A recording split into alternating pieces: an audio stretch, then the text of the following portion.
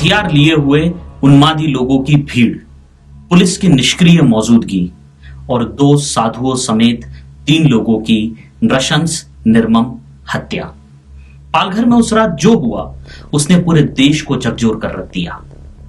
अगर इस घटना का वीडियो न बना होता तो यह घटना भी संगठित हिंसा की उन हजारों घटनाओं की तरह गुमनामी के अंधेरे में खो जाती। लेकिन ऐसा भी नहीं है कि जो बात हमें दिख नहीं रही है या जिसका वीडियो हम तक बनकर पहुंच नहीं रहा है वो इस देश में घट ही नहीं रहा है। आखिर ऐसा क्यों लगा कुछ 100 लोगों को उस रात कि इन साधुओं को पीट पीट कर मार ही देना चाहिए? आखिर अनजान साधुओं के प्रति इतनी घृणा का कारण क्या था? यह घटना गढ़चिंचले गांव की है। यह गांव महाराष्ट्र के पालघर जिले की डहाणू तहसील में आता है।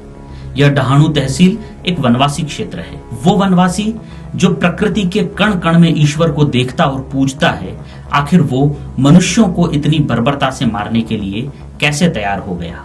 उन साधुओं को जिसे उन्होंने पहले कभी देखा ही नहीं था, जिससे उनकी पुरानी कोई दुश्मनी नहीं थी, आखिर ऐसा कौन सा विचार उनके मन मस्तिष्क में छा गया था कि ना तो वो इंसानियत को मानने के लिए तैयार थे और ना ही इस देश के कानून को?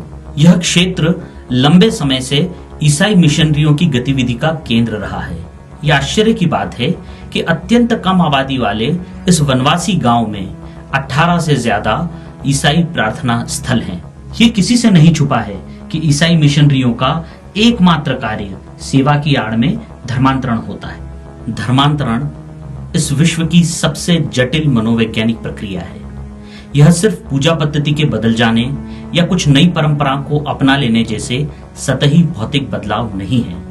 धर्मांतरण एक मनोवैज्ञानिक बदलाव है जिसमें किसी व्यक्ति को इस बात के लिए तैयार किया जाता है कि वो उन सभी परंपराओं और प्रतीकों से नफरत करने लगे जिसे उसके पुरखे हजारों सालों से मानते चले आए हैं। धर्मांतरण यानी अपने पूर्वजों से नफरत, धर्मांतरण यानी अपने अस्तित्व से नफरत, और धर्मांतरण यानी अपने धर्म से नफरत। क्या ये इतना आसान है कि कोई व्यक्ति अपने अस्तित्व से, अपनी पहचान से और आखिरकार अपने धर्म से ही नफरत करने लगे? बिल्कुल नहीं।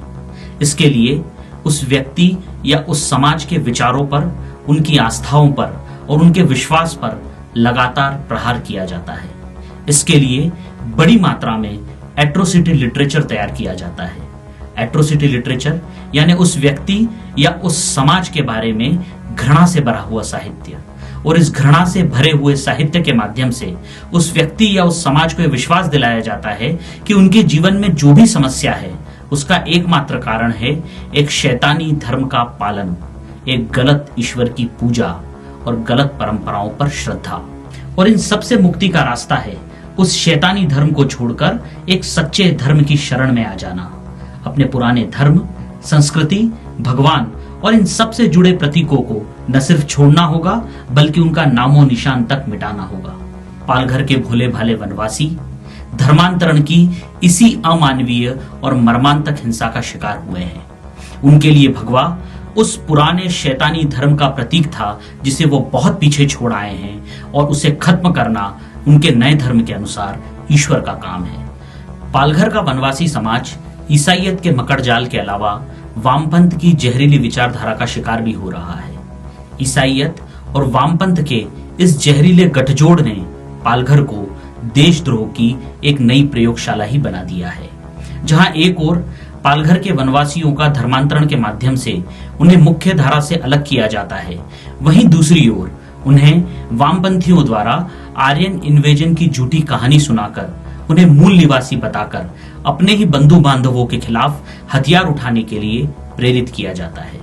पालघर में वामपंथी विचारों से प्रेरित आदिवासी एकता परिषद और कष्टकरी संगठन के मुखौटों के पीछे भोले भाले वनवासियों के मनों में अराजकता, असंतोष और विघटन के बीज बड़े ही सफलतापूर्वक बोए गए हैं।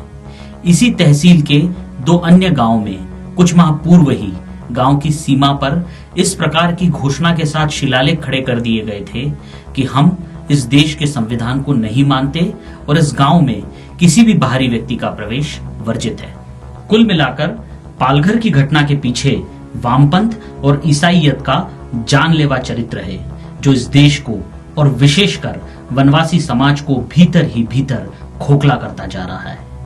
पर क्या पालघर की घटना इस देश की इकलौती और पहली घटना है? बिल्कुल नहीं। धर्मांतरण का दंश भारत का वनवासी समाज लंबे समय से भोग रहा है। इस संदर्भ में 1956 में तत्कालीन कांग्रेस सरकार द्वारा जारी नियोगी कमीशन की रिपोर्ट को पढ़ना बेहद जरूरी है। इस कमीशन का गठन ही आदिवासी क्षेत्रों में किए जा रहे धर्मांतरण और उसके दुष्परिणामों को देश और दुनिया को सामने लाने के लिए हुआ था। यह रिपोर्ट आजादी के बाद जारी एक ऐसा सरकारी दस्तावेज है जो पालघर जैसी घटनाओं की घोषणा 65 वर्ष पूर्व ही कर चुका था। नियोगी कमीशन, उसकी रिपोर्ट और उसके सुझावों को भुला देना एक देश और समाज के रूप में हमारा अक्षम्य अपराध है। कलकत्ता में आनंद मार्गी साधुओं की हत्या, त्रिपुरा में शांतिकाली महाराज की हत्या, उड़ीसा में स्वामी लक्ष्मणानंद जी की हत्या या गुजरात में स्वामी असीमानंद जी पर हुए हमले इस जैसे अनगिनत उदाहरण हैं कि जहां जब भी कोई इन विस्तारवादी और साम्राज्यवादी विचारों की राह में आया, उसे इस संगठित गिरोह द्वारा वहीं कुचल दिया गया। आर्ष विद्या के प्रणेता स्वामी दयानंद सरस्वती ने बड़े ही स्पष्ट शब्दों में कहा था कि धर्मांतरण मानवता के साथ की गई क्रूरतम हिंसा है। पालघर में जो हुआ वो वहां के वनवासियों के साथ हुई क्रूरतम हिंसा का ही परिणाम है। आज देश में लाखों पालघर पल रहे हैं जहां धर्मांतरण के नाम पर राष्ट्रांतरण का घिनौना खेल चल रहा है।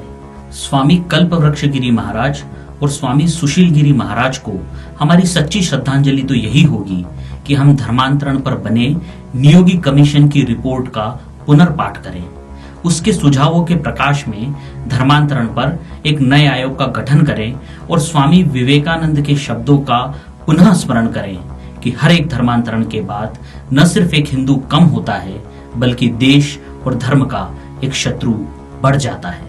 पूरे विश्व का इतिहास भी इस बात की गवाही देता है कि ईसाईयत ने धर्मांतरण की बलिवेदी पर सैकड़ों प्राचीन संस्कृतियों की बलि ले ली है।